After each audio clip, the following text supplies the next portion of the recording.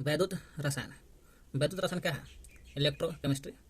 तो वैद्युत रसायन रसायन विज्ञान की वह शाखा किसके अंतर्गत उन रासायनिक अभिक्रियाओं को अध्ययन करते हैं जो विद्युत धारा प्रवाहित करने के फलस्वरूप घटती है। मतलब कि ये इस तरह से समझिए, जब विद्युत धारा जब प्रवाहित करते हैं तो विद्युत धारा प्रवाहित करने के समय फलस्वरूप जो घटना घटती है उसे कहते हैं विद्युत रसायन। तो विद्युत धारा प्रवाहित करते हैं तो उसमें कोई में करंट जाती है, कोई में नहीं जाती है। तो जाती है तब पर भी और ना जाती है तब पर भी वो कहलाएगा आपको वैद्युत रासायनिक कहलाएगा। करंट जाए या ना जाए वैद्युत रासायनिक कहलाएगा, क्योंकि जाना भी एक घटना है और ना जाना भी घटना है। इसी घटना को बोला जाता है वैद्युत रसायन। वैद्युत अपघट क्या है और वैद्युत अनपघट क्या है? अपघट कहता है जो द्रवावस्था में या जलीय अवस्था में करंट प्रवाहित हो जाए, और द्रवावस्था में और जल अवस्था में करंट नहीं जाती है उसे अनपघट कहते हैं, और चल जाती है उसको अपघट कहते हैं। चल वैसे यौगिक जो द्रवित अवस्था या जलीय घोल की अवस्था में विद्युत के चालक होते हैं ना, द्रव अवस्था में या जलीय घोल की अवस्था में क्या होते हैं, विद्युत चलना शुरू कर देता है, तो चल देता है तो उसे वैद्युत अपघट कहते हैं, है ना। और इसी का उल्टा, चलिए यहाँ से एग्जाम्पल देते हैं। एग्जाम्पल, अम्ल, क्षार, लवण, तीनों क्या है? अम्ल, क्षार, लवण वैद्युत अपघट है कि नहीं है? क्यों? अम्ल से भी, क्षार से भी और लवण से भी दोनों से आपको चलता है विद्युत, इसलिए वैद्युत अपघट होते हैं। जो द्रव अवस्था से या जलीय घोल की अवस्था से विद्युत के अचालक है, यानी करंट नहीं जाती है, और जब करंट नहीं जाती है तो जाहिर सी बात है वैद्युत अनपघट कहलाएगा। चीनी, यूरिया, क्लोरोफॉर्म, है ना, वे ये भी द्रवित अवस्था में होना चाहिए या जलीय घोल की अवस्था में करंट नहीं जाती है, वैद्युत अनपघट कहलाता है। जैसे चीनी, यूरिया, क्लोरोफॉर्म, चीनी, क्लोरोफॉर्म, यूरिया, चीनी, ये सब क्या है? चीनी, यूरिया, क्लोरोफॉर्म वैद्युत अनपघट है। कैसे समझेंगे? जब ये द्रव अवस्था में रहेगा ना, चीनी या यूरिया या क्लोरोफॉर्म, चीनी, यूरिया, क्लोरोफॉर्म जब द्रव अवस्था में रहेगा तो विद्युत नहीं जाती है, विद्युत का करंट प्रवाहित फ्लोइंग नहीं होता, इसलिए वैद्युत अनपघट हो गया। जबकि आम्ल, क्षार, लवण वैद्युत अपघट है। वैद्युत अपघटन घटन है किसी यौगिक की द्रवित अवस्था या फिर घोल की अवस्था में। वैद्युत अपघटन हमेशा होता है किसमें? चाहे द्रव अवस्था में होगा या तो फिर घोल की अवस्था में होगा, और घोल है तो द्रव ही रहेगा। घोल की अवस्था में विद्युत धारा क्या करते हैं? करंट प्रवाहित करके अपघटित करने के क्रिया का विद्युत अपघटन कहते हैं। इसमें द्रव भरा हुआ है दोनों में, इसमें विद्युत धारा अगर बहने लगा इसमें निकल गया, इस करंट में से इसमें आने लगा, इसमें से जाने लगा, तो हम कहेंगे कि विद्युत अपघटन हो रहा है, क्योंकि द्रवावस्था में इसमें द्रव भरा है तंत्री, और द्रवावस्था में क्या हो रहा है? एक क्षण से निकल कर दूसरा क्षण में जाने लगा, तो हम कहेंगे विद्युत का अपघटन हो रहा है। वही कह रहा है, द्रवित अवस्था में या घोल की अवस्था में विद्युत धारा प्रवाहित करके विद्युत धारा प्रवाहित हो रहा है तो समझे कि विद्युत अपघटन कहेंगे। वैद्युत अपघटनी सेल होता है। सेल क्या? सेल वही हो गया वैद्युत अपघटन कहिए, अब वैद्युत अपघट कहिए। इसमें भी द्रवावस्था में करंट प्रवाहित होने लगा, इसमें भी द्रवावस्था में करंट प्रवाहित होने लगा, तो हम कहेंगे कि उसे कहते हैं विद्युत अपघटन। वैद्युत अपघटनी सेल, इलेक्ट्रोसिटी सेल। चलिए पढ़ते हैं वैद्युत अपघटनी सेल। घटनी मतलब क्या? घटनी में जिस सेल में ऐसा क्रिया हो रहा है उसी के बारे में चर्चा है। जिस बर्तन में बर्तन है, जिस बर्तन में वैद्युत अपघट का घोल लेकर के वैद्युत अपघटन की क्रिया संपन्न कराई जाती है उसे कहते हैं वैद्युत अपघटनी सेल। जिस बर्तन में, मान लीजिए कोई बर्तन है, ये वाला बर्तन है, जिस बर्तन में, तो ये वाला बर्तन है, वैद्युत अपघट का घोल, किसका घोल रहा है इसमें? है वैद्युत अपघट का घोल इसमें डाला हुआ है। वैद्युत अपघट का घोल लेकर वैद्युत अपघटन की क्रिया संपन्न कर देते हैं। एक बर्तन है, कोई भी बर्तन है, इसमें वैद्युत अपघट का घोल डाल दिया गया है, और घोल डाल करके, किसका घोल? वैद्युत अपघट का घोल डाल करके, है ना, विद्युत धारा प्रवाहित करने के ये जो हो रहा है, जिस बर्तन में हो रहा है उसे बर्तनों को बोलते हैं, है ना। बर्तनों का कहिए, मतलब जिस बर्तन में ऐसा हो रहा है, देखिए ना, जिस बर्तन में वैद्युत अपघट का घोल लेकर वैद्युत अपघटन की क्रिया संपन्न कर देते हैं उसे वैद्युत अपघटनी सेल कहते हैं। जिसमें एकरे में वैद्युत अपघटन का घोल डाल करके और विद्युत संपन्न क्रिया हो रहा है, विद्युत का क्रिया हो रहा है, तो इस बर्तनों का बोलते हैं हम लोग वैद्युत अपघटनी सेल है। चलिए, इसमें सेल में दो धातु का प्लेट लगा रहता है। कितने हैं? दो धातु, देख पहला दूसरा, दो धातु का प्लेट लगा रहता है। प्लेट या तार से डुबा रहता है, जिन्हें इलेक्ट्रोड कहते हैं। यही दोनों को बोलते हैं हम लोग इलेक्ट्रोड कहा जाता है। ये इलेक्ट्रोड किसी बैटरी के ध्रुव से जोड़ दिया जाता है। ये इलेक्ट्रोड किसी बैटरी के ध्रुव से जोड़ दिया जाता है। बैटरी है, बैटरी से यहाँ से जोड़ दिए। जो इलेक्ट्रोड बैटरी के धन ध्रुव से जोड़ा जाता है उसे कैथोड कहते हैं। ये इलेक्ट्रोड किसी बैटरी के ध्रुव से जोड़ दिया जाता है। जो इलेक्ट्रोड बैटरी के जो धन ध्रुव से जोड़ा जाता है उसे कैथोड कहते हैं। धन ध्रुव से जोड़ते हैं उसे बोलते हैं कैथोड। ये कैथोड क्रिया का धान रखे, धान ध्रुव से ना, धान ध्रुव से जोड़ते हैं तो उसे कैथोड बोलते हैं। गलती हो गया, ये कैथोड हो जाएगा। अच्छा आगे देखते हैं। कैथोड कहते हैं कब, जब धान ध्रुव से जोड़ते हैं उसे कैथोड है। अब घोल में वैद्युत अपघट अंशतः या पूर्णतः विघटित होकर के आवेश युक्त परमाणु या मूलकों में टूट जाते हैं, जिसे आयन कहते हैं। ये जो घोल है क्षण जो घोल में क्या करेगा, अंतर घोल है, घोल में अंशतः पुनः टूटकर पूर्णतः अपने आप क्षण है ना परमाणु या मूलकों में कन्वर्ट होता है। अब परमाणु या मूलकों में कन्वर्ट होता है उसे बोलते हैं आयन। वही कह रहा है घोल में वैद्युत अपघट अंशतः होता है अपना, वैद्युत अपघट जो हो रहा है क्रिया अंशतः में अपना होता है, पूर्णतः होता है। ये नहीं कि कोई करवा रहा है तभी करंट प्रभावित होगा, नहीं। वही कह रहा है अंशतः या पूर्णतः विघटित होकर आवेश युक्त परमाणुओं या मूलकों में टूट जाता है, जिसे आयन कहते हैं। जिन्हें आयन कहते हैं, आयन को ऋणायन कहते हैं। ऋणायन आवेश कह रहा है धन आवेश आयन को धनायन और ऋण आवेश को ऋणायन कहते हैं। विद्युत धारा प्रवाहित करने पर धनायन कैथोड पर और ऋणायन एनोड पर मुक्त होता है। एनोड ये हो गया। देखिए कह रहा है धन आवेश आयन को धनायन और ऋण आवेश को आयन को ऋणायन कहते हैं। विद्युत धारा प्रवाहित करने पर धनायन कैथोड पर, धनायन कहा जाएगा कैथोड पर, विद्युत धारा प्रवाहित करने पर धनायन कैथोड पर और ऋणायन एनोड पर बनता है। ऋणायन कहाँ बनता है, एनोड पर बनता है। मुक्त होते हैं। कैथोड पर अवकरण होता है। कैथोड पर क्या होते हैं, अवकरण। कैथोड पर देख रहे हैं हम लोग, कैथोड पर क्या हो रहा है, अवकरण, और एनोड पर ऑक्सीकरण होता है। ऑक्सीकरण आई में एनोड, ऑक्सीकरण।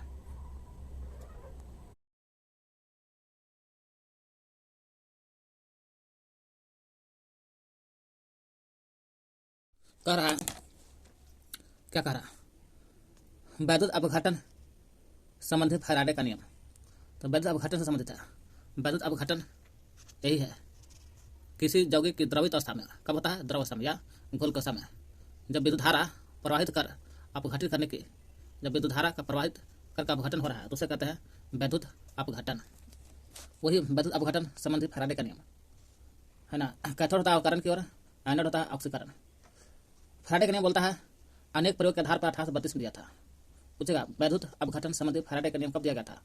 तो फैराडे का नियम बहुत सारा आता है, विद्युत चुंबकीय प्रेरणा भी आता है, लेकिन हम लोग उसके बारे में नहीं पढ़ रहे हैं। हम लोग पढ़ रहे हैं किसके बारे में, वैद्युत अपघटन संबंधित फैराडे का नियम 1832 में दिया था। माइकल फैराडे ने दिया था, इसलिए माइकल फैराडे ने वैद्युत अपघटन संबंधित 2 नियम दिया था। पूछे नियम कब दिया गया था वैद्युत अपघटन संबंधित फैराडे का नियम 1832 में। तो 32 में क्या वो नियम, 2 नियम दिया गया था। 2 नियम कौन कौन है, 2 नियम दिया गया जिन्हें फैराडे का वैद्युत अपघटन नियम कहते हैं। चलिए बताइए, प्रथम नियम और द्वितीय नियम। प्रथम नियम बोलता है वैद्युत अपघटन में, क्योंकि अपघटन वैद्युत अपघटन के संबंधित नियम दिया था 2 बार, 2 नियम दिया था, इसलिए वैद्युत अपघटन में कोई काम होगा, क्रियाक्रम होगा। वही का प्रथम नियम बोलता है जब वैद्युत अपघटन में है ना, वैद्युत अपघटन का नियम दिया था, इसलिए वैद्युत अपघटन में प्रत्येक इलेक्ट्रोड पर मुक्त होने, प्रत्येक इलेक्ट्रोड पर मुक्त होने वाले पदार्थ की मात्रा में घोल में, पदार्थ की मात्रा घोल में, पदार्थ की जो मात्रा होता मात्रा घोल में से प्रवाहित होने वाले विद्युत धारा के परिमाण के अनुपात होता है। कह रहा समझे तो नहीं समझे। वैद्युत अपघटन में प्रत्येक इलेक्ट्रोड पर प्रत्येक इलेक्ट्रोड का अर्थ यहाँ पर हुआ ये भी इलेक्ट्रोड दोनों में से कोई पर या दोनों पर इलेक्ट्रोड पर मुक्त इलेक्ट्रॉन होने वाले पदार्थ की मात्रा, एक पर कौन सा मुक्त इलेक्ट्रोड रहता है, दोनों पर किस प्रकार रहता है, मुक्त है ना इलेक्ट्रॉन रहता है। मुक्त इलेक्ट्रोड वाले पदार्थ की मात्रा में से प्रवाहित होने वाले विद्युत धारा के परिमाण के अनुपात में होता है। प्रत्येक इलेक्ट्रोड पर मुक्त होने वाले पदार्थ की मात्रा, दोनों इलेक्ट्रोड पर मुक्त होने वाले पदार्थ की मात्रा अगर 100 तो 100, 200 200, यही मात्रा होगा पदार्थ की मात्रा घोल में से।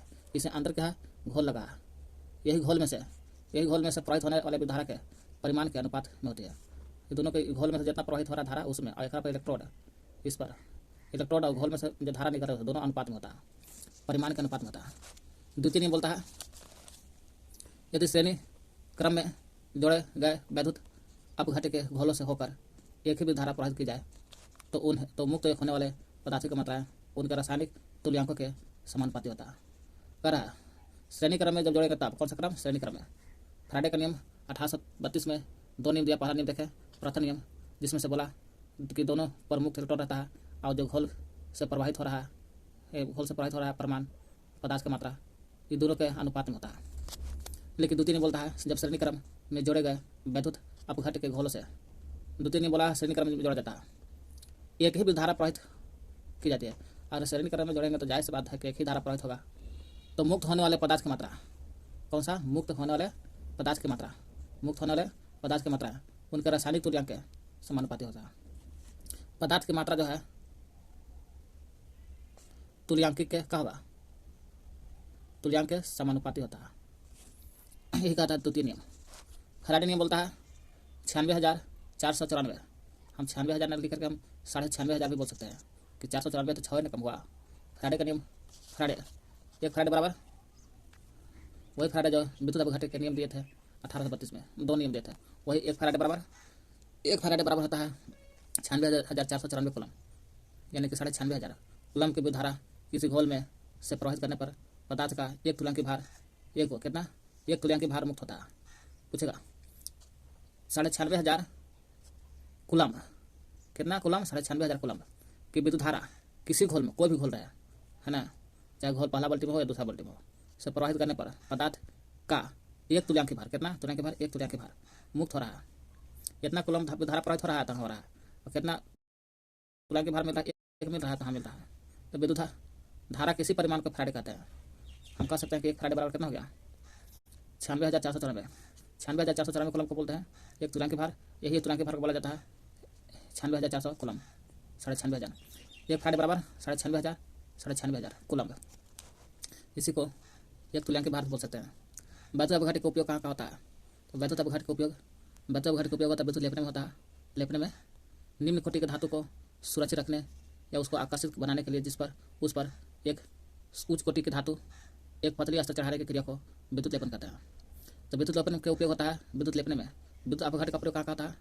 विद्युत अपघटन का उपयोग विद्युत लेपने में। कैसे? जब निम्न कोटि का जो धातु रहता है उसे सुरक्षित रखना है तो रखना है, आकर्षित बनाना है तो बनाना है। जब बनाना है तो उस पर उच्च कोटि का, निम्न कोटि का धातु है, अगर आप उच्च कोटि के धातु का पतली अस्तर चढ़ा दो, है ना, निम्न कोटि का धातु है, एक आप उच्च कोटि का पतली अस्तर चढ़ा दो, निम्न कोटि का पतली अस्तर चढ़ा दो, इसी को बोला जाता है विद्युत लेपन हो रहा है। या आकर्षक बनाने में भी काम आता है। विद्युत मुद्रण में भी आता है विद्युत अपघटन का प्रयोग। मुद्रण उद्योग में काम आने वाले ब्लॉक वैद्युत अपघटन विधि से तैयार होता है। पूछेगा मुद्रण उद्योग में काम आने वाला ब्लॉक किसमें काम आता है? मुद्रण में आता है। मुद्रण में आता है किस काम का प्रयोग? ब्लॉक का। किसका प्रयोग करते हैं? ब्लॉक वैद्युत अपघटन विधि से तैयार होता है। ये ब्लॉक किससे तैयार होता है? वैद्युत अपघटन विधि से तैयार होता है। धातु के विद्युत शोधन में भी काम आता है। तो कोई धातु है उसको शोधने में, साफ सुथरा करने में आता काम। जैसे कई धातु, जैसे तांबा हो गया, चांदी हो गया, सोना हो गया, इत्यादि वैद्युत अपघटन क्रिया द्वारा ही शुद्ध रूप में प्राप्त होता है, ना तो इसे प्राप्त नहीं होगा सोना, चांदी और तांबा भी। फिर काम आता है विद्युत धातुकर्म विज्ञान में भी काम आता है। विद्युत अपघट्य का प्रयोग होता है विद्युत धातुकर्म विज्ञान में। अनेक धातुओं जैसे सोडियम, पोटेशियम, एल्युमिनियम और कैल्शियम, मैग्नीशियम आदि को उनके यौगिकों का विद्युत अपघटन करके निष्कर्षित किया जाता है। विद्युत अपघटन करके निष्कर्ष किया जाता है, चाहे वो सोना चांदी रहे या तांबा रहे या सोडियम रहे, सोडियम भी, potassium, aluminium, calcium, magnesium, sodium, potassium, aluminium, calcium, magnesium, इसका प्रयोग होता है विद्युत अपघटन के रूप में। धातु के तुल्यांक भार ज्ञात करने में भी काम आता है। अभी भी देखें हम लोग, फैराडे ने बोला था एक फैराडे बराबर होता है 96,500 कूलम। कितना होता है? एक फैराडे बराबर होता है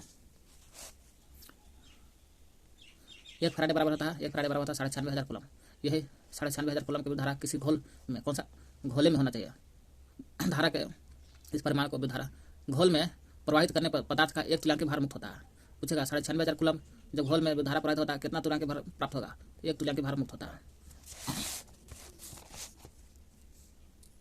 वही धातुओं के तुल्यांकी भार ज्ञात करने में, रासायनिक यौगिक के निर्माण में, विद्युत अपघटन द्वारा अनेक औषधि एवं कार्बनिक तथा अकार्बनिक यौगिक तैयार किए जाते हैं, है ना। अनेक औषधि भी बनता है विद्युत अपघटन से। वही रासायनिक यौगिक के निर्माण में, और रासायनिक यौगिक कौन कौन हो सकता है? औषधि, कार्बनिक एवं अकार्बनिक यौगिक तैयार किए जाते हैं। जैसे सोडा में भी विद्युत अपघटन का प्रयोग होता है। कास्टिक सोडा होना चाहिए लेकिन कास्टिक सोडा भी है, hydrogen hydrogen, peroxide peroxide, hydrogen peroxide जो सो हॉस्पिटल में प्रयोग होता है ऑक्सीजन देने में। क्लोरोफार्म क्लोरोफार्म का प्रयोग बेहोशी बनाने में, बेहोश करने में। आयोडोफार्म नमक में। Ethane ethane ethane, acetylene acetylene विधि से है ना, इसी की सब चीज़ को तैयार करने में काम आता है। एक बार फिर से औषधि कार्बनिक अकार्बनिक जो तैयार करने में होता है। औषधि और कार्बनिक अकार्बनिक कौन कौन हो गया?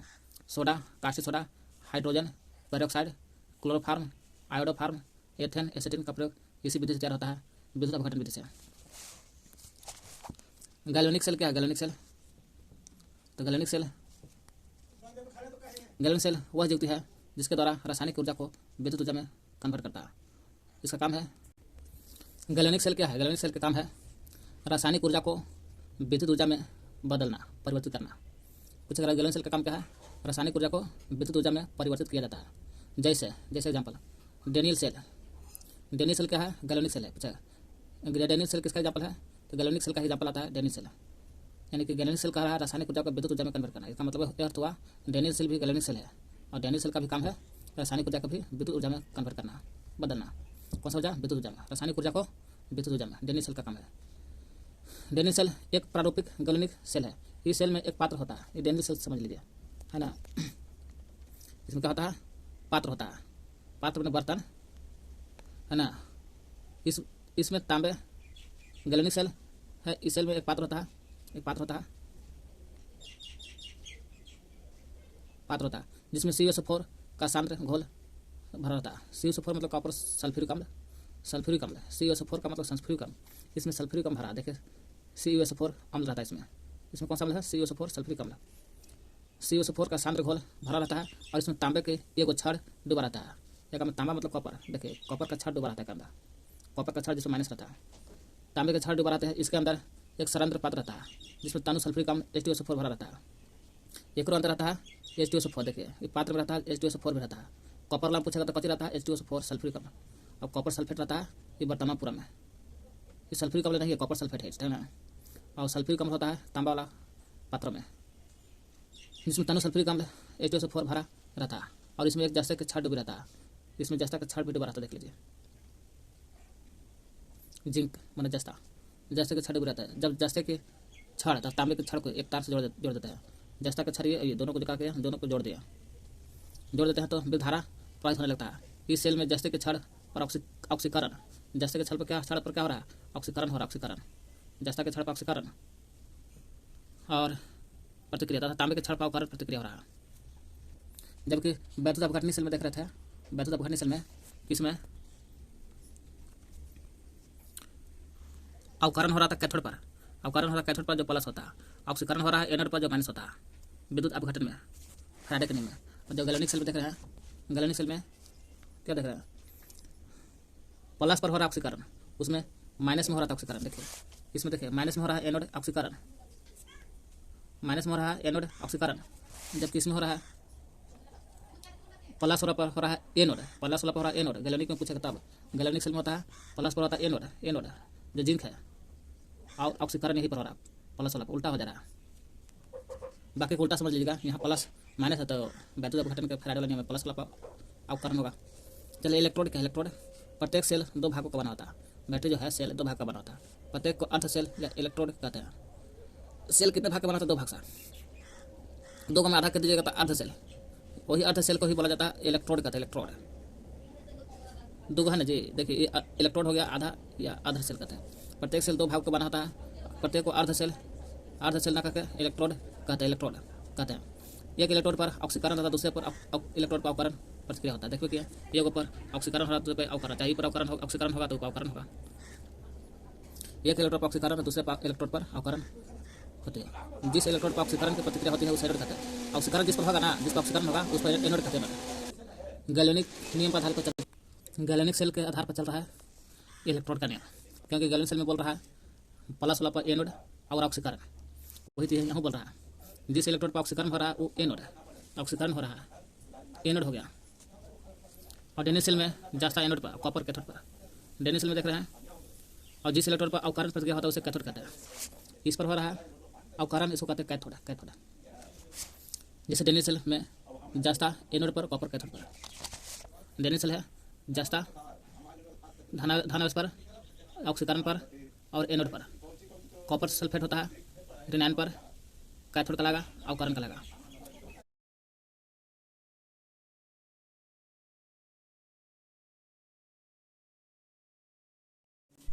ईंधन क्या? ईंधन 14वां हो गया। ईंधन ईंधन फ्यूल्स वे सब पदार्थ जो अकेले या अन्य पदार्थों से मिल करके प्रतिक्रिया करके उष्मा हीट प्रदान करता है, ईंधन कहलाता है। ईंधन चला अकेले चलेगा या कोई और पदार्थ से मिलकर चलेगा, और जलेगा तो क्या देता है? उष्मा देता है। जब उष्मा दे रहा है तो समझो कि ईंधन कहलाएगा। अधिकांश ईंधन में कार्बन उपस्थित रहता है। ईंधन के वायु को में जलाने पर उष्मा देता है, बिना वायु में जला उष्मा देवे नहीं करेगा। ईंधन की विशेषता बताइए। ईंधन की विशेषता यही है, एक आदर्श आइडियल, एक आदर्श ईंधन या उत्तम कोटि की जो ईंधन होती है, सबसे अच्छा ईंधन निम्नलिखित विशेषता होती है। जैसे सबसे अच्छा ईंधन, आदर्श ईंधन, उच्च कोटि का ईंधन जो होती है, वैसा ईंधन के एग्जाम्पल है कि कैसे विशेषता है, जरा देखते हैं। ईंधन सस्ता होना चाहिए, है ना, और आसानी से प्रचुर मात्रा में उपलब्ध हो जाना चाहिए, तभी वो अच्छा ईंधन कहलाएगा। तो महंगा मिलेगा और अधिक आसानी से उपलब्ध नहीं हो रहा तो अच्छा ईंधन नहीं कहलाएगा। इनके भंडारण मैंने जमा करना, है ना, और इसके एक जगह से दूसरी जगह ले जाने में कोई कठिनाई नहीं होनी चाहिए। वह आसानी से जलने लायक हो और जलने के फलस्वरूप किसी हानिकारक गैस उत्पत्ति नहीं होना चाहिए। इसका ऊष्मीय मान ऊंच होना चाहिए, इन्हें कि जला रहे तो ऊष्मा का मान ऊंच नहीं हो रहा, जल्दी खाना नहीं पक रहा है, तो वही करें, ऊष्मीय मान ऊंच होना चाहिए। और इसका जलन ताप उपयुक्त होना चाहिए। उपयुक्त मतलब का, है ना, जल रहा है तो उसका हम लोग प्रयोग कर ले रहे हैं, न जला रहे हैं तो खत्म हो जा रहा है तुरंत ही, खाने नहीं पक रहा है, तो जलन ताप उपयुक्त होना चाहिए। इसका दहन न तो अत्यंत मंद होना चाहिए, इन्हें धीरे धीरे भी नहीं होना चाहिए दहन। जल रहा है तो धीरे धीरे नहीं चलना चाहिए, और नहीं अत्यंत तीव्र होना चाहिए, और ज़्यादा भी नहीं होना कि आग सुलगा खत्म हो गया तुरंत, खाने नहीं पका। इसमें अवाष्पशील पदार्थ की मात्रा कम होनी चाहिए। अवाष्पशील मतलब का जो हानिकारक गैस, राख की मात्रा कम होनी चाहिए। जब ये सब नियम को शर्त को पूरा कर रहा है तो हम कहेंगे वह ईंधन एक आदर्श ईंधन है और उत्तम कोटि का ईंधन है। वह ठोस द्रव ईंधन की अपेक्षा गैसीय ईंधन अधिक अच्छा होता है। ठोस द्रव गैस, तीनों में कौन अच्छा है? तो गैस सबसे अच्छा ईंधन माना जाता है गैस को, तब द्रव के तब ठोस के। गैस ईंधन की विशेषता बताइए। ये तो ईंधन की विशेषता बता दिया, चाहे ईंधन ठोस रहे, द्रव रहे, गैस रहे, कोई रहे, लेकिन हम लोग गैस ईंधन के अलग अलग भागों में बांट के देखते हैं। सबसे अच्छा गैसीय ईंधन होता है, अच्छा होता है। तो कैसे अच्छा होता है? तो गैसीय ईंधन की विशेषता, इन्हें आसानी से जलाया या बुझाया जा सकता है, तब आसानी से जला लिए और समय के अनुसार बुझा भी थी, तो गैसीय ईंधन अच्छा है वो। नहीं तो जला तो दिए, बुझाने का समय बुझ नहीं रहा तो खराब हो गया। प्रयोग से राख और धुआं नहीं निकलना चाहिए। यानी इन्हें अच्छे स्थान पर ले जा करके ऊष्मा प्राप्त की जा सकती है। मैं अच्छे कक्षा में जहाँ मन हो वहाँ ले जाकर हम लोग ऊष्मा प्राप्त करके खाना बना सकते हैं। इनसे अधिक मात्रा में ऊष्मा प्राप्त होनी चाहिए, ऊष्मा अधिक मात्रा में होनी चाहिए। इन्हें प्रवाह को आसानी से कम या तेज कर सकते हैं। प्रवाह का मतलब कि लौ होता है, ज़्यादा लौ हो गया, ऊष्मा ज़्यादा रहा तो आसानी से कम भी कर दिए, कभी कम हो गया तो कभी तेजो किया जा सकता है। इन्हें प्राप्त ऊष्मा पर व्यर्थ नहीं जाना चाहिए, इनसे जो प्राप्त हो रहा है ऊष्मा व्यर्थ नहीं जाना चाहिए। इस सब नियम को फॉलो कर रहा है तो हम कहेंगे गैसीय ईंधन की विशेषता है। सामान्य प्रयोग में आने वाले ईंधन गैस कौन कौन? सामान्य जनरल प्रयोग में हम लोग ईंधन जो करते हैं उसका प्रयोग, जैसे कोल गैस।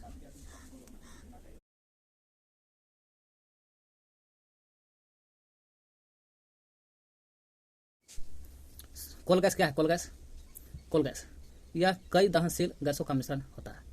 इसमें कई प्रकार का दहनशील गैस रहता है, लेकिन दहनशील गैस होता है।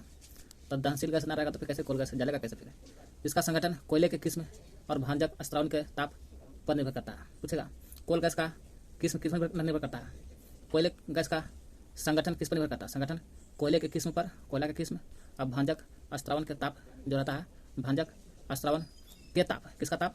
भंजक स्त्रावन के ताप पर निर्भर करता है। कौन? Coal gas. तो कोल गैस क्या करते हैं हम लोग? कोयले के किस पर? भंजक स्त्रावन के ताप पर निर्भर करता है। इसके औसत प्रतिशत रचना इस प्रकार है। कोल गैस में पूछेगा हाइड्रोजन सबसे ज़्यादा 55% रहता है। हाइड्रोजन कितना रहता है? 55%। मीथेन रहता है 30%। मीथेन पूछेगा कोल गैस में सबसे ज़्यादा कौन है? हाइड्रोजन 55%, फिर मीथेन 30%, कार्बन मोनोऑक्साइड CO खाली कहे, कार्बन मोनोऑक्साइड है 4%, असंतृप्त हाइड्रोकार्बन कहेगा 3%। हाइड्रोजन कहेगा तो 55%, लेकिन असंतृप्त हाइड्रोकार्बन है, हाइड्रोजन भी है कार्बन, इसमें 3% रहता है। हाइड्रोकार्बन में 3%। अज्वलनशील अशुद्धि भी रहता है, जो जलता नहीं है। कोल गैस में कुछ ऐसा चीज रहता है जो जलता नहीं है, जो अंत में राख के रूप में बढ़ जाता है। अज्वलनशील अशुद्धि जैसे carbon CO2 carbon dioxide, nitrogen N2 O2 oxygen भी रहता है जो जलता नहीं है। तीनों को मिला दिया जाए तो 8% रहता है अज्वलनशील पदार्थ। तो पूछेगा कोल गैस में क्या रहता है, तो सबसे ज़्यादा हाइड्रोजन गैस 55%, फिर मीथेन 30%, मीथेन 30%, कार्बन मोनोऑक्साइड 4%, असंतृप्त हाइड्रोकार्बन 3%, अज्वलनशील अशुद्धियाँ भी रहता है। ये सब तो जलने वाली चीज़ हो गया, तो हाइड्रोजन, मीथेन, कार्बन मोनोऑक्साइड है ना, असंतृप्त हाइड्रोकार्बन सब जलने वाली चीज़ होता है। यही चलते जली खूनी दरवाजा बंद करके नहीं रखना चाहिए, ना तो कार्बन मोनोऑक्साइड होगा तो आत्महत्या कर देगा। अशुद्धियाँ के रूप में रहेगा जो जलता नहीं है, CO2, N2, O2 8%। तो कौन सी को देखें, इनमें से प्रथम 3 अवस्था अवयव को तनुकारी पदार्थ कहते हैं। तनुकारी पदार्थ हम अभी देखे पीछे, हाइड्रोजन 55% था, मीथेन 30% था, और कार्बन मोनोऑक्साइड है ना 4% था। इसी को बोला जाता है तनुकारी पदार्थ, जो सबसे ज़्यादा मात्रा में रहता है। इसका हाइड्रोजन 55%, मीथेन 30%। इसी को कार्बन मोनोऑक्साइड, तीनों को हाइड्रोजन, मीथेन, कार्बन मोनोऑक्साइड को तनुकारी पदार्थ कहते हैं। और असंतृप्त हाइड्रोकार्बन 3% रहता है, जो जलता है। सब जलकर उष्मा देती है, जबकि असंतृप्त हाइड्रोकार्बन प्रकाश उत्पादक होता है। ये असंतृप्त हाइड्रोकार्बन काम है, 3% जो रहता है वो प्रकाश को उत्पादन करेगा, आगे नहीं रहेगा तो प्रकाश नहीं निकलेगा। वही कह रहा, असंतृप्त हाइड्रोकार्बन जो 3% रहता है प्रकाश उत्पादक होता है, और यह प्रदीपक अंग कहलाता है। असंतृप्त हाइड्रोकार्बन 3% रहता है प्रकाश उत्पादक है, इसलिए इसको बोलते हैं प्रदीपक अंग। प्रदीपक अंग कहलाता है। असंतृप्त पूछेगा कोल गैस में प्रदीपक अंग कौन है, तो असंतृप्त हाइड्रोकार्बन 3% यही प्रदीपक अंग है जो प्रकाश उत्पादन करता है।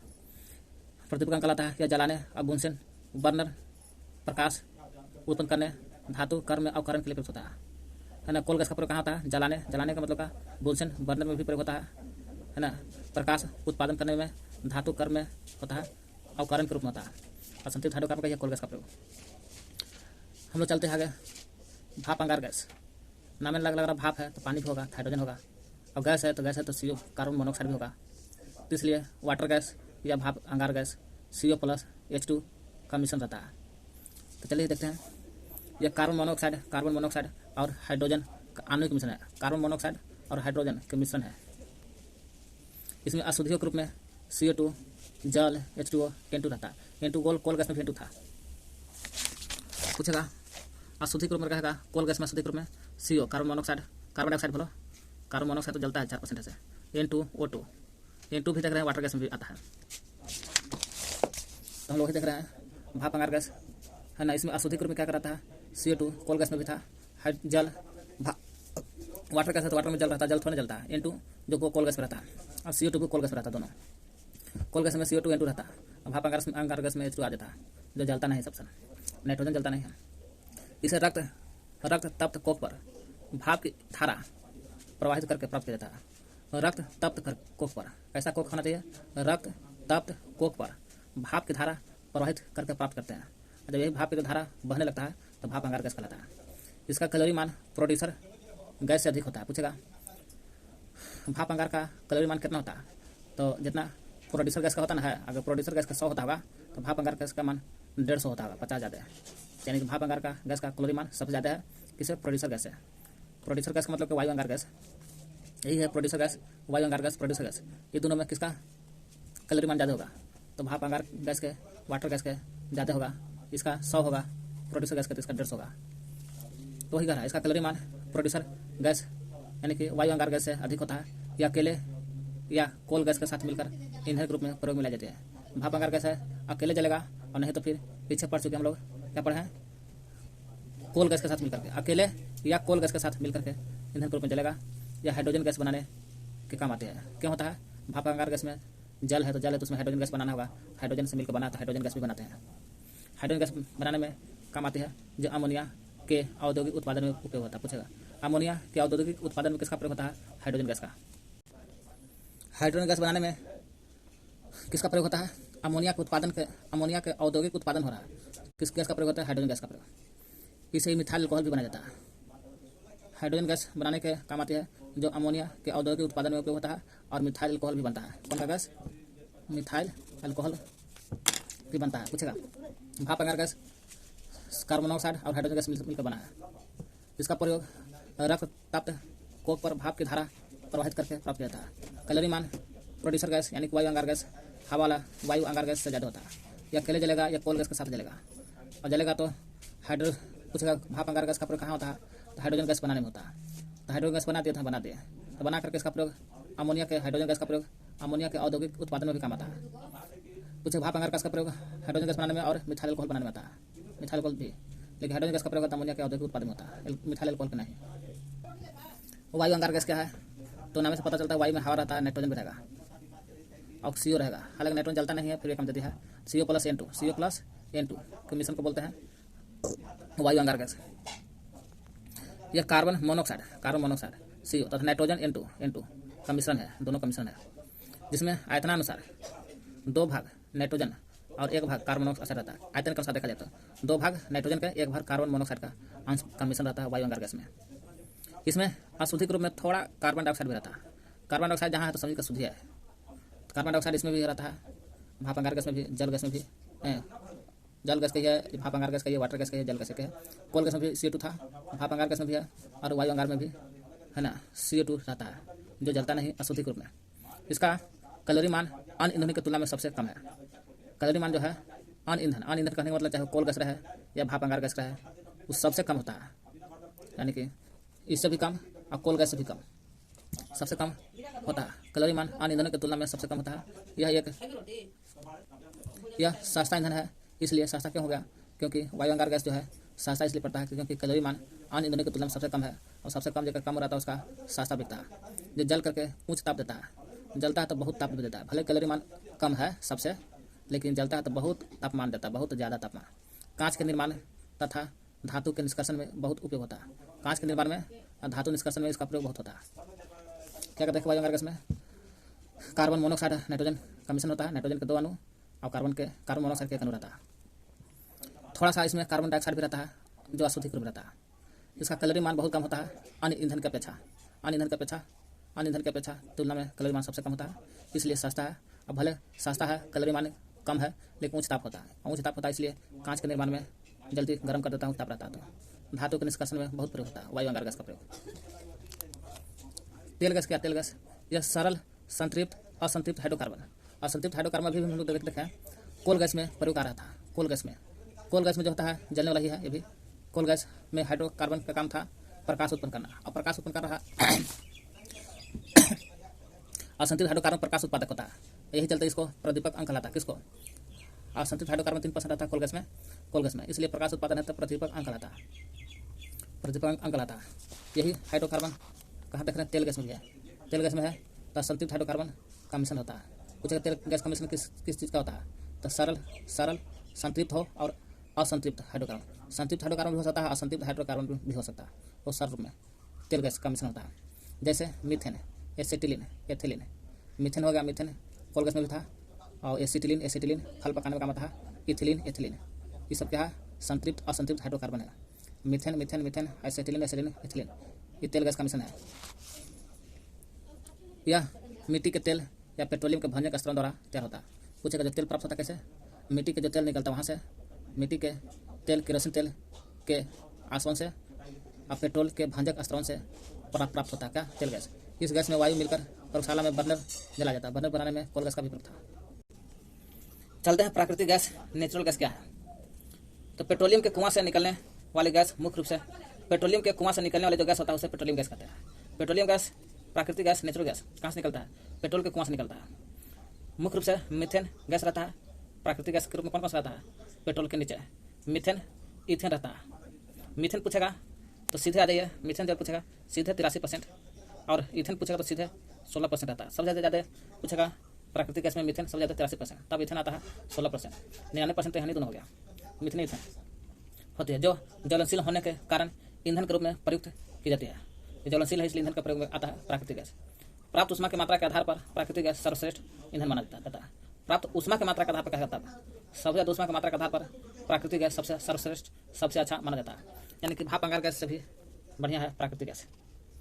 भाप अंगार गैस कैलोरी के मान के आधार पर सबसे ज़्यादा है, और ऊष्मा का मात्रा फिर वायु अंगार गैस आता है ना। प्राप्त ऊष्मा की मात्रा के आधार पर सबसे अच्छा गैस प्राकृतिक गैस कहलाता है, ईंधन है। प्राकृतिक गैस सबसे अच्छा है। प्राकृतिक गैस तेल के कुआं से भी उपफल के रूप में प्राप्त होता है। अब तेल के कुआं कहाँ है? जहाँ पेट्रोल के कुआं है वहीं तेल के कुआं है, वहीं उपफुल बाई प्रोडक्ट से प्राप्त किया जाता है। इस गैस का प्रधान अवयव मीथेन होता है। मीथेन कहने क्यों? क्योंकि इसमें मुख्य रूप से मीथेन होता है।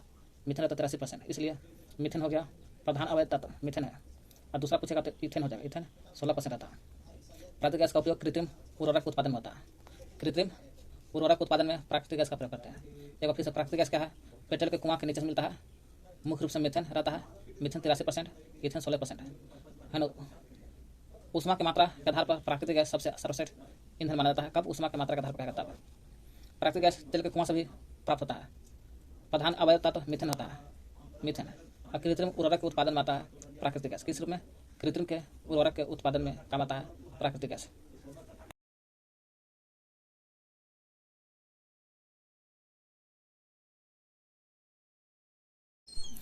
जीवाश्म ईंधन क्या है ना। जीवाश्म ईंधन फॉसिल फ्यूल। जीवाश्म ईंधन का मतलब होता है तात्पर्य उन ईंधन से है जो पेड़ पौधा और जानवर के जो अवशेष रहता है। पेड़ पौधा के जानवर के जो अवशेष रहता है, पेड़ पौधा जानवर का अवशेष धरती के अंदर लाखों वर्ष तक दबे रहने के कारण बनता है। इन ईंधनों में उस ऊर्जा से भरपूर कार्बन के यौगिक विद्यमान होता है। पेड़ पौधा जब जमीन के अंदर दब जाता है उसमें, या जीव जंतु जानवर जो भी, कार्बन के यौगिक रहता है बहुत मात्रा में, तभी वो कार्बन के यौगिक रहता है, तो जिसके कारण वो जल पाता है। जैसे कोयला, पेट्रोलियम, प्राकृतिक गैस भी यही प्राकृतिक गैस, जिसमें प्राकृतिक गैस है ना, जिसमें मीथेन सबसे ज़्यादा रहता है 83%, वही प्राकृतिक गैस जीवाश्म ईंधन के रूप में भी आता है। क्या कहता है? कोयला, पेट्रोलियम के ऊपर मिलता है तेल गैस, प्राकृतिक गैस। कोयला, पेट्रोलियम प्राकृतिक गैस किसका एग्जाम्पल हो? जीवाश्म ईंधन का। कोयला देखते हैं, पहले कोयला देखते हैं, पेट्रोलियम देखते हैं, तो प्राकृतिक गैस है। प्राकृतिक गैस पीछे हम लोग पढ़ चुके हैं। हम लोग पहले कोयला देखते हैं। कोयला पृथ्वी के अंदर व्यापक रूप से पाया जाता है वाला जीवाश्म ईंधन है। कोयला को खनिज कोयला भी कहते हैं। कोयला क्या कहते हैं? इसको खनिज कोयला भी कहते हैं। कोयला खनिज कोयला भी कहते हैं। इसमें 60 से 90% मुक्त कार्बन के यौगिक रहता है। और यौगिक तो रहता करता है, कार्बन रहेगा। पूछेगा 60 से 90% कोयला रहता है। पूछेगा कोयला में कार्बन की मात्रा कितना रहता है, तो कार्बन की मात्रा 60 से लेकर 90% के बीच में रहता है। कार्बन रहता है, और कार्बन के अलावा और क्या चीज़ रहता है? नाइट्रोजन भी रहता है। नाइट्रोजन जो जलाता नहीं है, राख के रूप में बन जाता है। गंधक भी रहता है, लोहा भी रहता है ना, आदि के जैव उपस्थित रहते हैं।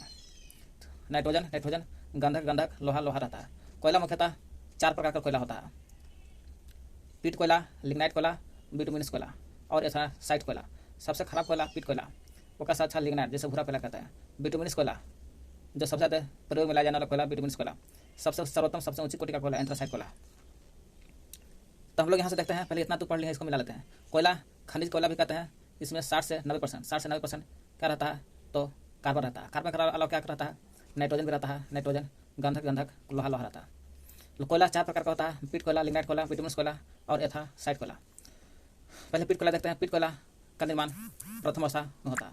जब प्रथम अवस्था में है, इसलिए सबसे खराब कोयला माना जाता है पीट कोयला को। पीट कोयला, फिर एथेनासाइट कोयला। यही एथेनासाइट कोयला सर्वोत्तम कोटि का कोयला माना जाता है, जबकि बिटुमिनस कोयला समान किस्म का कोयला। कहने का मतलब प्रथम अवस्था कोयला पीट कोयला, फिर भूरा कोयला लिग्नाइट कोयला, फिर बिटुमिनस कोयला जो बिटुमिनस कोयला समान किस्म का कोयला। समान किस्म का कोयला बिटुमिनस कोयला को माना जाता है। क्यों कहते हैं इसको बिटुमिनस कोयला को समान किस्म का कोयला? इसलिए कहा जाता है कि सबसे ज़्यादा प्रयोग में लाया जाता है, इसलिए समान किस्म का कोयला कहा जाता है बिटुमिनस कोयला को। एथेनासाइट सर्वोत्तम किस्म का कोयला है, जबकि बिटुमिनस कोयला समान किस्म का कोयला है। संसार का अधिकांश कोयला जो है बिटुमिनस कोयला किस्म का प्रयोग करता है। लिग्नाइट कोयला सबसे ज़्यादा बिटुमिनस कोयला का प्रयोग करते हैं। लिग्नाइट कोयला भूरा कोयला भी कहा जाता है। एथेनासाइट कोयले को अंतिम अवस्था की कोयला बोला जाता है। एथेनासाइट जो सबसे सर्वोत्तम किस्म का कोयला है, इसलिए सबसे अंतिम अवस्था की कोयला भी कहा जाता है एथेनासाइट को। एथेनासाइट कोयला जलने पर धुआं नहीं देता है। ये धुआं नहीं देता, इससे चलते इसको उत्तम कोटि का कोयला और अंतिम अवस्था की कोयला कहा जाता है। धुआं नहीं देता है और काफ़ी ऊष्मा उत्पन्न करता है, इससे चलते सबसे उत्तम कोयला माना जाता है एथेनासाइट कोयला को। बिटुमिनस कोयला इंजन में जलाने तथा कोल गैस बनाने में काम आता है। ये बिटुमिनस कोयला जो है, बिटुमिनस कोयला इंजन में, ट्रेन में इंजन चलाने में और है ना कोल गैस बनाने में काम आता है बिटुमिनस कोयला का। वही कह रहा, बिटुमिनस कोयला इंजन में जलाने में के लिए तथा गर्म करने पर जलाने तथा कोल गैस बनाने में काम आता है बिटुमिनस कोयला का प्रयोग। वायु की अनुपस्थिति में कोयले को गर्म करने पर कोक और अलकतरा और कोल गैस प्राप्त होता है। कहने का मतलब कि कोयला को अगर जलाते हैं, ऑक्सीजन में नहीं होना जलाते हैं, बिना ऑक्सीजन की उपस्थिति में जलाना है, क्या क्या मिलेगा? तो मिलेगा आपको कोल गैस मिलेगा, और कुछ कोल गैस के अलावा अलकतरा भी मिलेगा, अलकतरा और कोक मिलेगा। तो क्या कहते हैं, कह रहा है वायु की अनुपस्थिति में कोयला प्रक्रिया को जलाने पर कोक अलकतरा कोयला कोल गैस मिलता है। कोक अलकतरा कोयला कोल प्राप्त होता है। कोल गैस है कोल। इस प्रक्रिया को कोयले का भंजक स्त्रवण कहते हैं। पूछेगा कोयले का भंजक स्त्रवण सब क्या समझते हैं? तो कोयले का भंजक स्त्रवण सब यह समझते हैं कि जब कोयला को वायु की अनुपस्थिति में कोयले को गर्म करते हैं, जलाते नहीं, जलाने पर नहीं, गर्म करने पर कोक मिलना चाहिए, अलकतरा मिलना चाहिए और कोल गैस मिलना चाहिए। तीन को से कोक, को से कोल, अलकतरा जब भी मिलता है इस प्रक्रिया को बोलते हैं कोयले का भंजक स्त्रवण हो रहा है।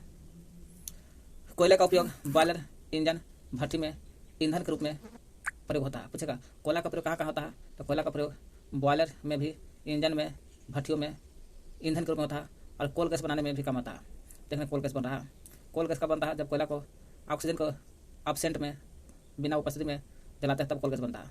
धातु कर्म में अवकारक रूप में कोल गैस का प्रयोग होता है, अवकारक तथा रासायनिक पदार्थ के निर्माण में काम आता है। इतना चीज़ है। जब फिर देखते हैं कोयला क्या क्या है।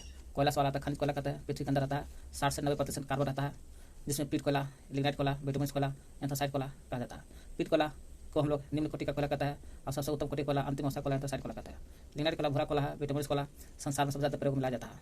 बिटुमिनस कोयला का प्रयोग इंजन, भट्टी है ना, इंजन भट्टी के में काम आता है, यही का। अब एंथ्रासाइट कोयला जलने पर धुआं नहीं के बराबर देता है।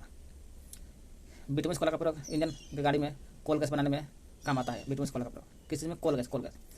पूरा कोयला के ऑल ओवर देखा जाए तो बिना उपस्थिति में जलाइएगा, हवा के अनुपस्थिति में, तो कोल गैस बनेगा, कोक बनेगा और अलकतरा बन जाता है। कोयला का प्रयोग कहाँ कहाँ होता है? तो बॉयलर में होता है, बॉयलर में है ना, इंजन में, भट्टियों में और ईंधन के रूप में प्रयोग होता है। कोल गैस बनाने में भी काम आता है, धातु के अवकारक रूप में, रासायनिक पदार्थ के निर्माण में कोयला का प्रयोग होता है। पेट्रोलियम को देखा जाए, पेट्रोलियम भूरे काले रंग का होता है। पूछेगा पेट्रोलियम का रंग कैसा होता है? पेट्रोलियम भूरा काले रंग का होता है, भूरा भी होता है और काला रंग का होता है। पेट्रोलियम एक तैलीय द्रव है ना, जिसमें विशेष प्रकार की गंध भी होती है। पेट्रोल में गंध होता है। यह पेट्रोल वस्तु कई हाइड्रोकार्बन से मिलकर बना रहता है पेट्रोल। यहाँ हाइड्रोकार्बन कहने का मतलब ठोस, द्रव, गैस तीनों होता रहता है। ठोस में भी हाइड्रोकार्बन, द्रव में भी, गैस में भी, तीनों से मिलकर हाइड्रोकार्बन का मतलब यह है। पूछेगा अब गंधक का मिश्रण होता है। पूछेगा पेट्रोल किस चीज़ का मिश्रण है? तो हाइड्रोकार्बन का और गंधक का मिश्रण होता है। कैसा रंग होता है? भूरे काले रंग का होता है, यही ध्यान रखना, भूरा काला रंग। नेक्स्ट, गंधक का मिश्रण हो गया हाइड्रोकार्बन, गंधक का मिश्रण होता है कौन? पेट्रोल। जो पेट्रोल कोयले के खान से निकलता है पेट्रोल। कच्चा पेट्रोल का प्रभाजी आसवन या स्त्रवण द्वारा शोधन करने पर यह हाइड्रोकार्बन कई भागों में अलग अलग होता है। जब पेट्रोलियम का प्रभाजी आसवन होता है ना, प्रभाजी आसवन विधि से ही पेट्रोल को साफ करते हैं या स्त्रवण विधि से, तो उसमें पेट्रोल में रहता है क्या चीज रहता है? तो हाइड्रोकार्बन रहता है। तो हाइड्रोकार्बन कई भाग में टूट जाता है, अलग अलग हो जाता है। एक प्रभाजक स्तंभ में इन अवयव को उनके कथनांक बिंदु पर अलग अलग कर लेते हैं। जो प्रभाजक स्तंभ लगा रहता है उसमें देखिएगा अलग अलग कथनांक बिंदु पर अलग अलग भाग में कर देते हैं। जिसका कथनांक कम रहता है वो नीचे छना देता है ना, जिसका कथनांक कम है यहीं पर छान लेता है, जिसका ज़्यादा है ऊपर जाएगा और ज़्यादा है ऊपर जाएगा, ऐसे छटते जाता है। कथनांक बिंदु पर उनके कथनांक बिंदु पर अलग अलग कर लिया जाता है। कच्चा पेट्रोलियम के प्रभाजी आसवन या स्त्रवण द्वारा निम्नलिखित पदार्थ प्राप्त होता है। जब कच्चा पेट्रोल रहता है उसका प्रभाजी आसवन होता है सफैया, तो बहुत सारा चीज़ पदार्थ प्राप्त होता है ना। कम तापमान वाला कथनांक कुछ निकलेगा, ज़्यादा वाला कुछ निकलेगा, अधिकतर वाला कुछ निकलेगा। जैसे एस्फाल्ट, स्नेहक तेल मिलता है, तेल को इंग्लिश में बोलते हैं लुब्रिकेटिंग ऑयल। स्नेहक को बोलते हैं, स्नेहक तेल को बोलते हैं लुब्रिकेटिंग ऑयल। पैराफिन मोम, पैराफिन वैक्स, ईंधन तेल, डीजल तेल, मिट्टी का तेल, पेट्रोल और पेट्रोलियम गैस इत्यादि प्राप्त होता है प्रभाजी आसवन विधि द्वारा। जब पेट्रोल को कथनांक के अनुसार बांटते हैं तो मिलता है। ईंधन तेल इतना तो मिल गया। हम लोग पहले पारा पढ़ेंगे ईंधन तेल के बारे में। ईंधन तेल, फिर डीजल तेल, मिट्टी तेल क्या है इसी बारे में देखते हैं। ईंधन तेल का उपयोग मुख्यतः बॉयलर में, भट्टी में गर्म करने में किया जाता है। पूछे ईंधन तेल का प्रयोग कहाँ होता है? पेट्रोल का भी प्रयोग वहीं होता है जहाँ ईंधन का तेल होता है। बॉयलर में भी, भट्टी में बॉयलर भट्टी में प्रयोग होता है। यह कोयले से उत्तम किस्म का ईंधन है। मैंने कोयला से तो अच्छे माना जाता है ईंधन तेल को, है ना, जो पेट्रोल से प्राप्त होता है ईंधन तेल। इसका पूर्ण दहन होता है, जबकि कोयले का पूर्ण दहन नहीं होता है। अतः इससे चलते ईंधन तेल को कोयले से अच्छा ईंधन माना जाता है। अतः जलने के पश्चात ईंधन तेल जब जलता है तो राख नहीं बनता है, इसलिए अच्छा माना जाता है कोयला से अच्छा। पेट्रोल और डीजल का उपयोग, यही पेट्रोल हो गया, डीजल और पेट्रोल ये दोनों का प्रयोग। पेट्रोल डीजल का उपयोग स्वचालित वाहनों में, इंजन में किया जाता है। पेट्रोल को देखेंगे, डीजल भी देखें। किरासन तेल का उपयोग घर में प्रकाश उत्पन्न करने में आता है, लालटेन लैंप जलाने में। इसका उपयोग स्टोव जलाने में भी काम आता है किरासन तेल का। पेट्रोलियम गैस है ना, ये देखिए पेट्रोलियम गैस, ये भी प्रभाजी आसवन विधि के सफैया में निकलता है। पेट्रोलियम गैस में इथेन, प्रोपेन, ब्यूटेन का मिश्रण होता है। पूछेगा पेट्रोलियम गैस जब हम लोग भरते हैं, है ना, खाना बनाते वक्त गैस सिलेंडर में, वो कहाँ से प्राप्त होता है? जब पेट्रोलियम का प्रभाजी आसन विधि द्वारा सफाया होता है उस समय पेट्रोलियम गैस पेट्रोल के नीचे रहता है। इसमें क्या रहता है? इथेन होता है, प्रोपेन होता है, प्रोपेन इथेन प्रोपेन ब्यूटेन का मिश्रण होता है। यहाँ सवाल उठता है कि पेट्रोलियम गैस में क्या रहता है? इथेन प्रोपेन ब्यूटेन का मिश्रण है। इथेन प्रोपेन ब्यूटेन की जगह कहीं आइसोब्यूटेन भी दे सकता है, मिश्रण होता है। इसका मुख्य अवयव नॉर्मल एवं आइसोब्यूटेन होता है। पूछेगा पेट्रोलियम में क्या चीज़ का मिश्रण होता है? इथेन प्रोपेन ब्यूटेन, लेकिन मुख्य अवयव पूछा क्या रहता है? नॉर्मल ब्यूटेन और आइसोब्यूटेन। मुख्य क्या रहता है? ब्यूटेन है, लेकिन ब्यूटेन में कौन सा ब्यूटेन? नॉर्मल ब्यूटेन और आइसोब्यूटेन रहता है, जो तेजी से जलकर उष्मा प्रदान करता है। नॉर्मल ब्यूटेन आइसोब्यूटेन क्या है? जलता है तो बहुत तेजी से उष्मा देता है। ये दोनों ना रहेगा, ब्यूटेन ना रहेगा तो उष्मा नहीं दे पाएगा। ये जो तेजी से जलकर उष्मा प्रदान करता है। दाब बढ़ाने पर नॉर्मल ब्यूटेन और आइसोब्यूटेन आसानी से द्रवीभूत हो जाता है। द्रवीभूत मतलब कंप्रेस। नॉर्मल ब्यूटेन आइसोब्यूटेन जो है उष्मा देता है बहुत ज़्यादा तेजी से, इसलिए इसका प्रयोग पेट्रोल गैस में किया जाता है। और इसका प्रयोग क्यों होता है? क्योंकि इस दोनों का, है ना, कंप्रेशन बहुत ज़्यादा होता है। कंप्रेशन मतलब कि सिकुड़ता है ना, इतना बड़ा है, सिकुड़ के कितना हो जाएगा। तो ही कह रहा है दाब बढ़ाने पर नॉर्मल ब्यूटेन और आइसोब्यूटेन आसानी से द्रवीभूत हो जाते हैं। अतः द्रव रूप में इसे द्रवीभूत हो ही गया तो द्रव रूप में पकड़ के इसको कैप्चर कर लो, सिलेंडर में भर दो। अब भर करके उसी को नाम दे दिया जाता है द्रवित। क्यों? कि द्रवित रूप में हो गया, द्रव में हो गया, इसलिए द्रवित। और पेट्रोल गैस है तो पेट्रोलियम गैस कहा जाता है, LPG बोलते हैं। नाम से भी जलावन के लिए उपयोग किया जाता है। तो पेट्रोलियम गैस का प्रकार का देखें, इथेन प्रोपेन ब्यूटेन का मिश्रण है। और ब्यूटेन में कौन सा ब्यूटेन है? नॉर्मल ब्यूटेन आइसोब्यूटेन होता है, क्योंकि तेजी से उष्मा देता है और इसको कंप्रेस करके द्रव में डाल दिया जाता है, इसलिए पेट्रोलियम गैस का प्रयोग खाना बनाने में काम आता है। ईंधन का ऊष्मीय मान।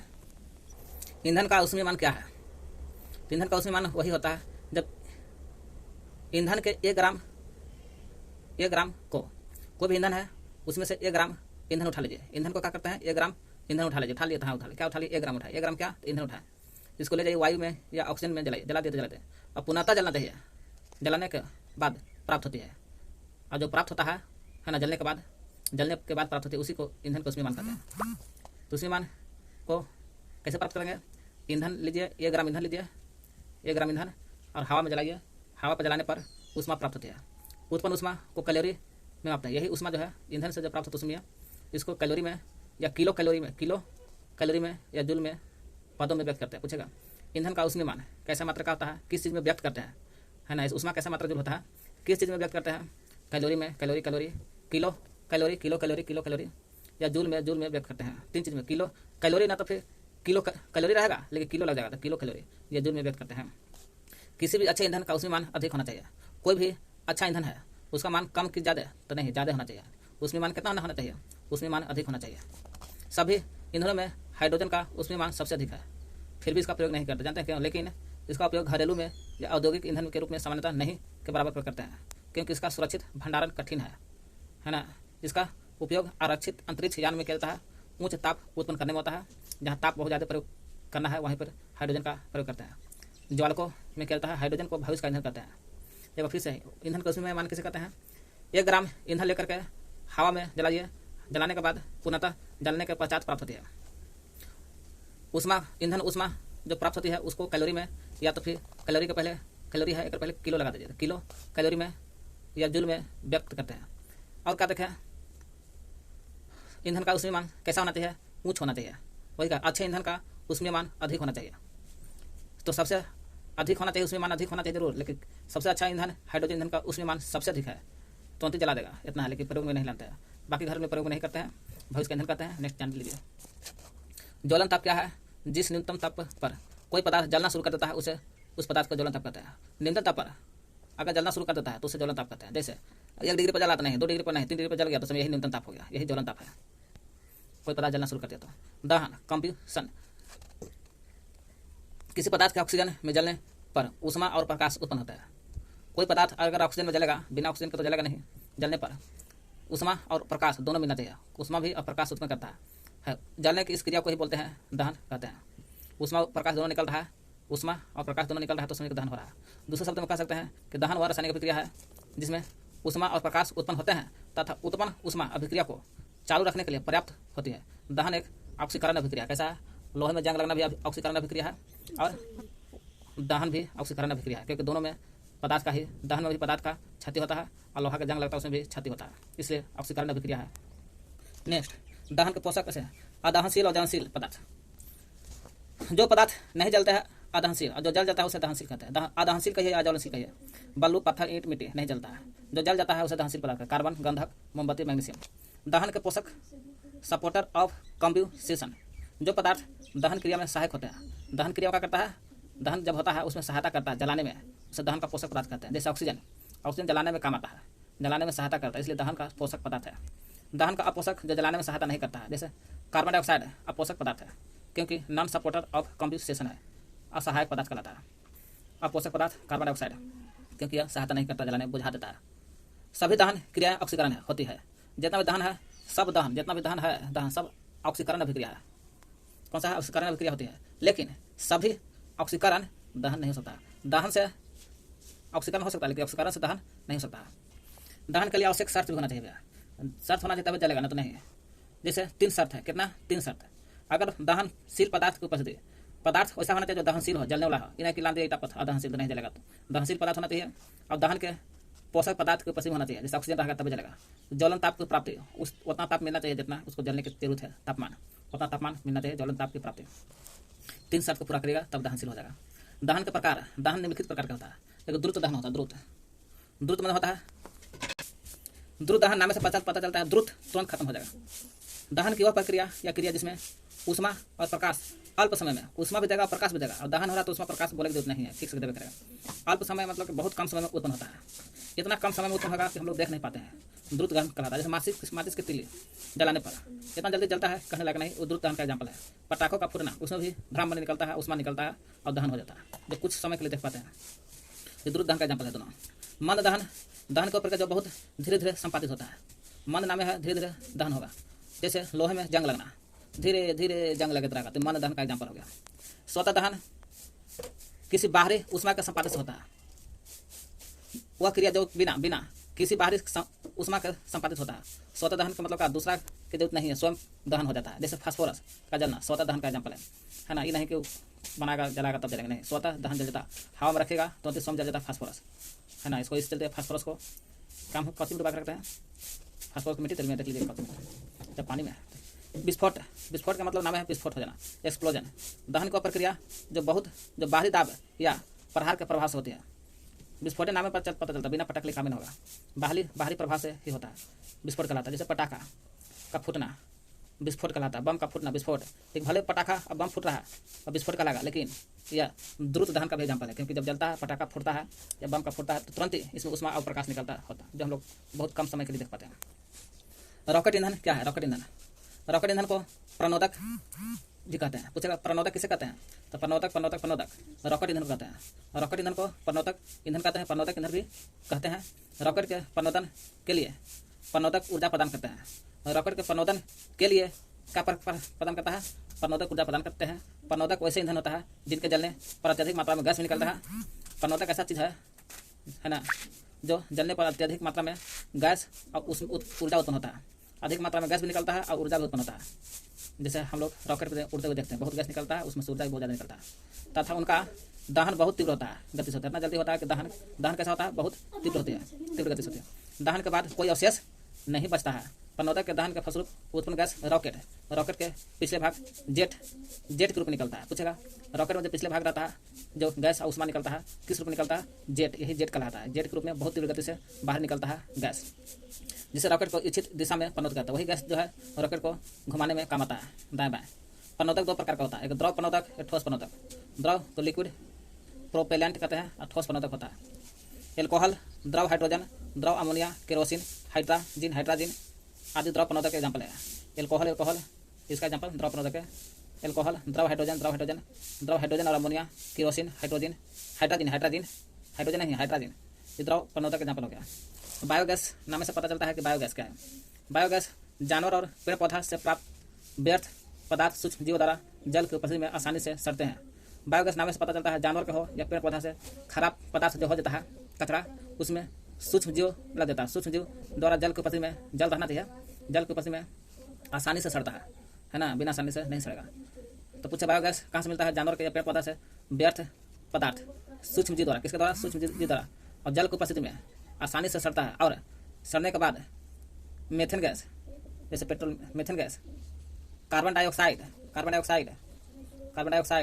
है ना, मेथेन तेल गैस में भी रहता है, ठीक ना, कार्बन डाइऑक्साइड। फिर हालांकि मेथेन गैस जो है प्राकृतिक गैस में मेथेन रहता है मुख्य रूप से 83%। हम लोग देख रहे हैं यहाँ बायोगैस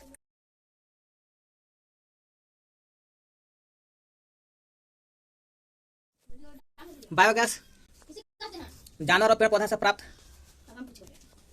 जीवों द्वारा जल को पृथ्वी में आसानी से सड़ते हैं और सड़ने के बाद methane gas, carbon dioxide gas, hydrogen gas और हाइड्रोजन सल्फाइड का सूत्र होता है H2S क्या है? हाइड्रोजन सल्फाइड है। हाइड्रोजन भी निकलता है, हाइड्रोजन सल्फाइड गैस निकलता है। कौन कौन गैस निकलता है? मेथेन मुख्य रूप से निकलता है, carbon dioxide CO2, hydrogen sulphide 1 2 3 4 gas निकलता है। इस गैसीय मिश्रण को बायोगैस कहते हैं। इसका मतलब हुआ बायोगैस का मिश्रण कौन कौन है? कार्बन डाइऑक्साइड, मेथेन मुख्य रूप से मेथेन होता है, हाइड्रोजन तीसरा, methane 1, carbon dioxide 2, hydrogen 3, hydrogen sulphide H2S 4 गैसों का मिश्रण है। इस गैसीय मिश्रण को बायोगैस कहते हैं। इसमें 65% मीथेन रहता है। मीथेन मुख्य रूप से 65% रहता है, 65%। प्राकृतिक गैस में भी 83% रहता है। यह एक उत्तम गैसीय ईंधन माना जाता है। बायोगैस कैसा है? उत्तम। देखिए बायोगैस में मीथेन रहता है 65%, यही कहेगा। प्राकृतिक गैस में मुख्य रूप से मीथेन रहता है 83%, इथेन 16%, लेकिन प्राकृतिक गैस कहेगा तो मीथेन 83% सबसे ज़्यादा है। अब बायोगैस में मीथेन 65% रहता है, 65% मीथेन रहता है बायोगैस में। यह उत्तम गैसीय ईंधन माना जाता है। बायोगैस जलने पर धुआं उत्पन्न नहीं देता है, इसलिए उत्तम माना जाता है। साथ इसके जलने से प्राप्त ऊष्मा प्राप्त होता है, जितना जरूरत है उसके अनुसार ऊष्मा प्राप्त होती है पर्याप्त मात्रा में। इसे घरेलू उपयोग में लाने के लिए किसी प्रकार की असुविधा नहीं होती है।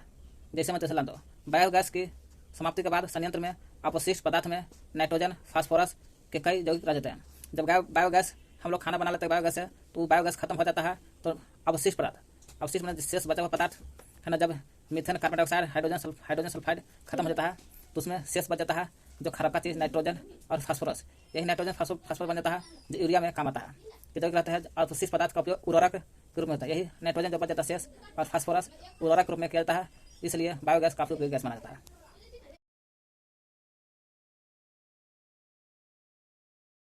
अकार्बनिक रसायन